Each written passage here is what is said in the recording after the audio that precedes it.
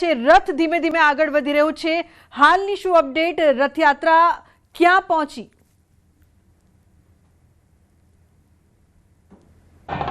વાત કરીએ તો જે ભજન મંડી છે તે હવે કાલુપુર બ્રિજથી સરસપુર તરફ રવાના થઈ રહી છે અને આપ જોઈ શકો છો જે મોટાભાગની જે ભજન મંડી છે તે અહીંથી પસાર થઈ ચૂકી છે। હવે માત્ર થોડી જ મિનિટોની અંદર ભગવાનના રથ છે તે કાલુપુર પહોંચશે અને કાલુપુર બ્રિજ થઈ મોસાળ સરસપુરમાં પહોંચશે। લોકોનો ઉત્સાહ છે તે સ્પષ્ટપણે જોઈ શકો છો। એક તરફ ધીમી ધારે વરસાદ વરસી રહ્યો થોડી વાર પહેલાં, એટલે કે અમી છાંટણા થયા હતા અને વાતાવરણની અંદર પણ ઠંડક જોવા મળી રહી છે। બીજી તરફ જ્યારે ભગવાન અહીં દર્શન આપવા માટે થોડી જ વારની અંદર પધારશે ત્યારે લોકોનો ઉત્સાહ છે તે અનેરો જોવા મળી રહ્યો છે। ભગવાનના દર્શન કરવા માટે લોકો આતુર બન્યા છે અને આપ જોઈ શકો છો કેટલી મોટી સંખ્યામાં અહીં ભક્તોનો જમાવડો જોવા મળી રહ્યો છે। હાલ ભજન મંડળી છે તે ભજન કીર્તન સાથે અહીંથી આગળ વધી રહ્યા છે લોકો અને જય રણછોડ માખણચોર, મંદિરમાં કોણ છે, રાજા રણછોડ છે ના નાદ સાથે રથયાત્રા છે તે હવે ધીમે ધીમે આગળ વધી રહી છે। બિલકુલ ઋત્વિજ, જે પ્રકારથી રથયાત્રા છે તે ધીમે ધીમે આગળ વધી રહી છે અને સરસપુરમાં પણ મામેરા માટે એક અનેરો ઉત્સાહ ઉલ્લાસ જોવા મળી રહ્યો છે। ઋત્વિજ,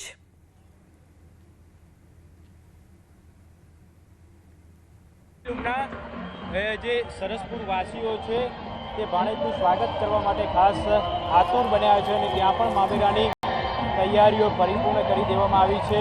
હવે બસ માત્ર રાહ ભગવાનની જોવામાં આવી રહી છે, ક્યારે ભગવાન પધારે અને ક્યારે ઉમળકાભેર તેમનું સ્વાગત કરવામાં આવે અને ત્યારબાદ મામેરાની વિધિ શરૂ કરવામાં આવે તેની જ રાહ જોવાઈ રહી છે। બિલકુલ ઋત્વિજ, અષાઢી બીજનો જે રૂડો અવસર હોય છે અને રથયાત્રા જ્યારે નીકળે ત્યારે એક એવી પણ માન્યતા છે કે ખાસ અમી છાંટણા તો જે પ્રકારથી પડતા જ હોય છે અને જગન્નાથજી આંગણે પધાર્યા છે ત્યારે અમી છાંટણાની પણ આપે જે પ્રકારથી વાત કરી તેને લઈને શું કહેશો?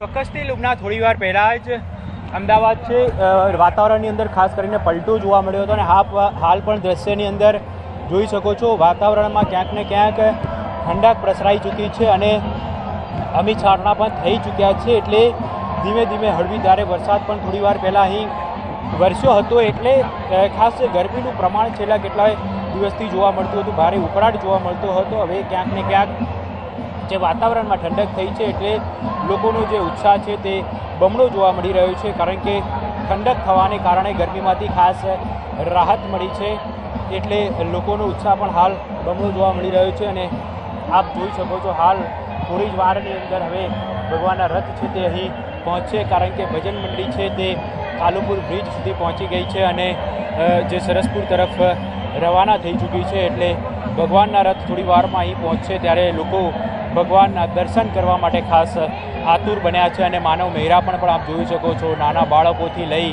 વૃદ્ધો પણ અહીં જોવા મળી રહ્યા છે, કારણ કે આ એક જ એવો દિવસ હોય છે કે ભગવાન સામે ચાલીને નગરજનોને દર્શન આપવા માટે નીકળતા હોય છે અને અમદાવાદીઓ આ તકનો જે લાભ છે તે ક્યારેય ચૂકવા માગતા હોતા નથી, કારણ કે જ્યારે પણ રથયાત્રા નીકળતી હોય છે ત્યારે આટલી જ મોટી સંખ્યામાં લોકોનું માનવ મહેરામણ ઉમટી પડતું હોય છે અને મોટાભાગના અમદાવાદીઓ છે તે રથયાત્રાના રૂટ ઉપર જોવા મળતા હોય છે।